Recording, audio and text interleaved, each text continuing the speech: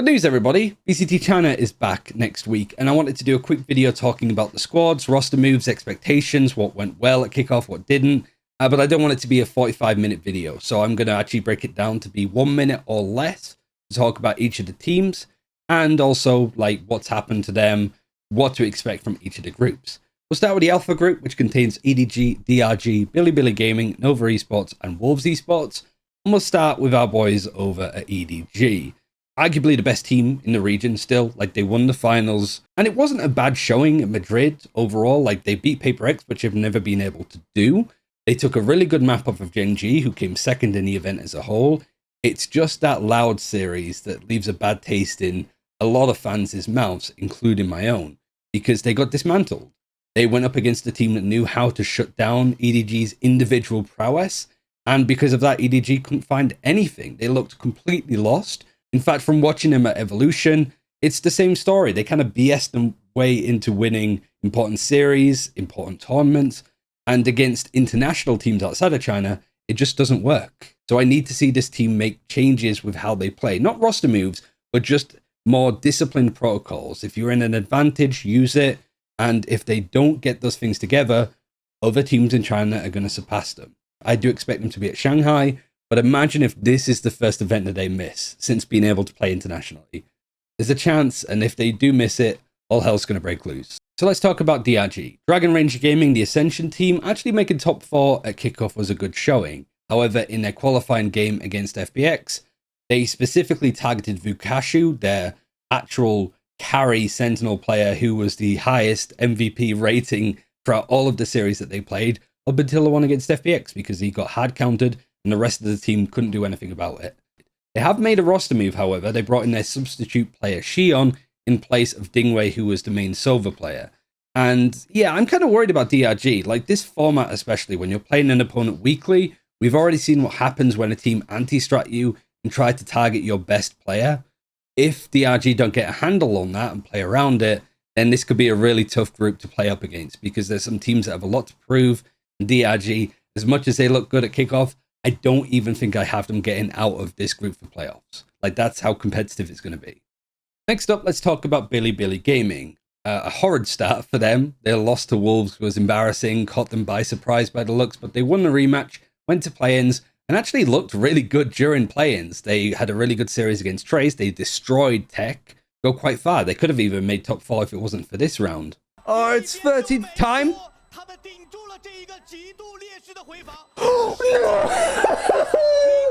There is a change in the staff. Actually, XBZ, the coach and head coach that was there from Evolution Stage 2, so that was, October of last year, he's been dropped, and it sounds like they're bringing in Bale, who was the Genji coach of last year, over to this squad. So more experienced coach, different language barrier, but that just happens in China way too much anyway.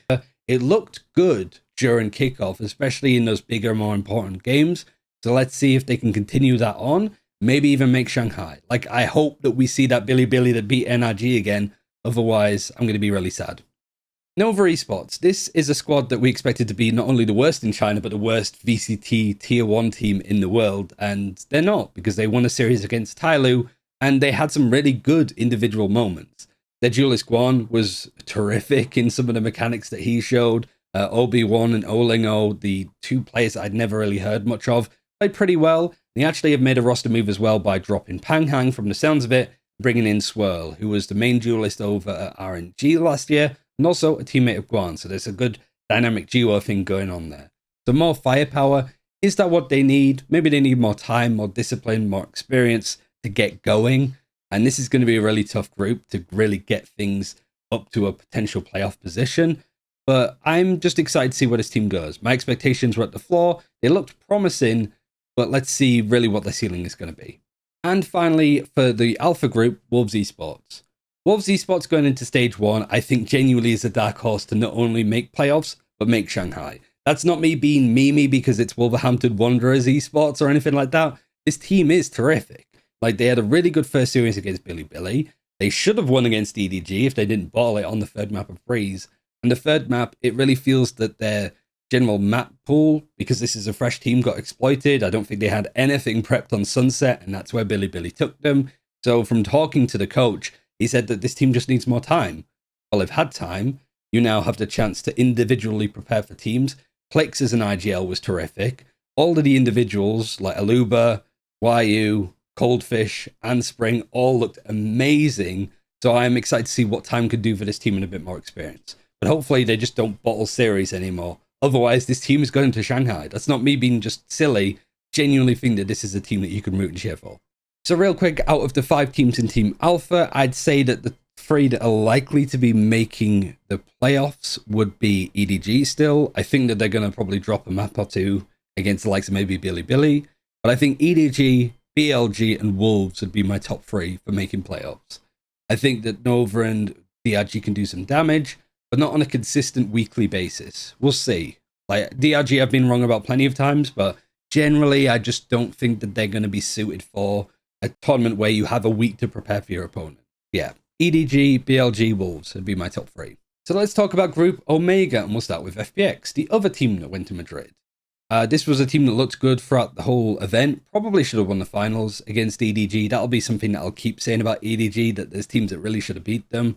But yeah, FPX looked solid. I don't think it was a bad event for them at Madrid either. That whilst we saw them absolutely throw away rounds when they had the first kill, they just kept losing those advantages rapidly and by being way over aggressive.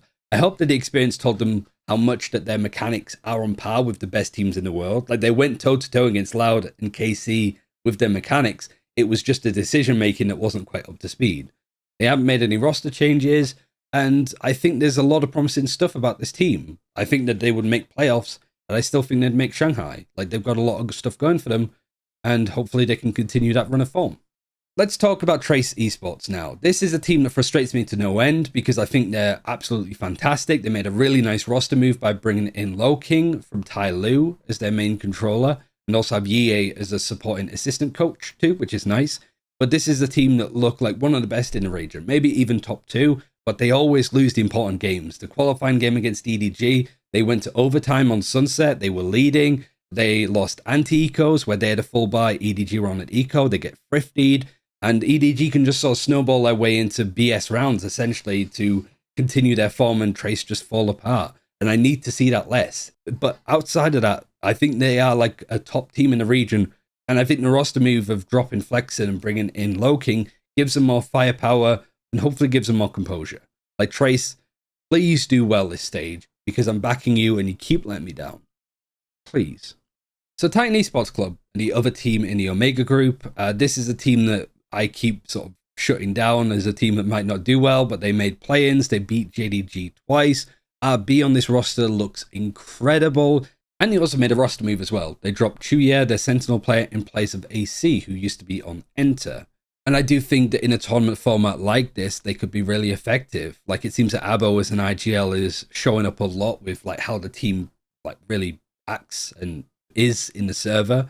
And RB just keeps pounding. I think players like Lochem and Kawhi have showed quite a lot too. This is a really good team to keep an eye on and keep cheering for because they not only have some really good decision making, mechanically they're also having so many amazing rounds. So yeah, we'll see how it goes for Tech. Overall, I have my hopes up that they can do quite well. Next up is JD Gaming. A lot of support for this team. The X-Ray Atom Core came in, had J Kuro as their IGL instead of Yeoman, and it didn't go well at kickoff at all. Like you could sense the lack of IGL. I didn't think it'd be that much of a big deal. I thought J Kuro could do it, but it even sounded like Stu was IGLing in some of those instances. That's how lost the team were. But they have benched J Kuro, brought in YH Chen, the ex-IGL of Attacking Soul Esports. So they have an actual IGL in the scene now. Really good supportive player for the rest of Attacking Soul when he was on there. So I'm really excited to see what he can do with this squad with a bit more support, a bit more direction. Because I know that Stu, Viva, and even Martin to a lesser extent can actually just destroy people individually if those opportunities come up. But my God, please, JDG, stop faltering. You are good enough to qualify for Shanghai. It'd be amazing to see Stu at an international event. Please stop messing it up, please. Next up is All Gamers. This squad had a really rough time at kickoff. They bottomed out. They didn't pick up a series, not a map, but they did play up against DRG and then JD Gaming. So tough opponents, and in both those series, they went 11 and 13 on the first map. So there is so much promise with this squad. They've made 0 roster moves. because what we saw at kickoff was really good, I think. It just lacked a little bit of the cohesion and maybe how they play up against stronger teams. Bottled a couple of rounds, but that's expected when you have a new roster being put together. So I don't really expect that all gamers could make it out for playoffs, but I'm really interested in keeping an eye on them, considering they're like, no, we like our roster, we're making no changes to it, we're going to keep it the same. Bunt and Monk, the attacking soul players that we saw at Masters Tokyo last year, looking really good on this squad, and Delby as a duelist, I'm excited for. Only question mark is Spitfires, honestly. But outside of that, I'm curious to see how good all gamers can do. And the final team for the group Omega is Tyloo. Tyloo are the worst team in the region, or at least were from kickoff. They lost to Nova, and they just looked completely, utterly lost. Tyloo were really good like this time last year, like top 4 team in all of China. But during Evolution, it dropped to like top 8. Now it's bottom 11. They made some roster changes. They brought in a new controller player, Flexin. They traded out their Low King in favor of Flexin, and also have 2 new coaches. Shuai Shuai, which is the Game Changers coach for EDG, or at least was, and Sunshine, who was the head coach of Weibo Gaming. So different staff leading the line. I think they have a new manager as well. It just looks like they want to really build from the ground up with this squad, keeping a lot of the really good parts. They also brought in Eren, I almost forgot, who was on NIP, played a lot of Deadlock, flexible role. Him with HFMI, I think will be really good to watch, but I think they need more time. This is going to be a really hard group to qualify for playoffs in, so I'm not expecting too much. But looking at Group Omega, top 3 teams is going to be a really hard one. Obviously, remember that all of the Omega teams play the Alpha teams first, so for example, JDG will play Edward Gaming first, then Nova, then DRG. So strength of schedule is going to be an impactful part of it. But I'd probably say that FPX, Trace, and Tech would be my top 3. Like JDG, until I see them like look strong, if they come in and win against Edward Gaming, that would be an unbelievable start for stage 1 for them, and it could just change the whole thing. But until I see that Rare Atom Core do as much damage with JDG as they did last year at Evolution, I'm just going to write them off until then, which is sad because Stu is one of my favorite players, and I really like the roster move that they made. But we'll have to see.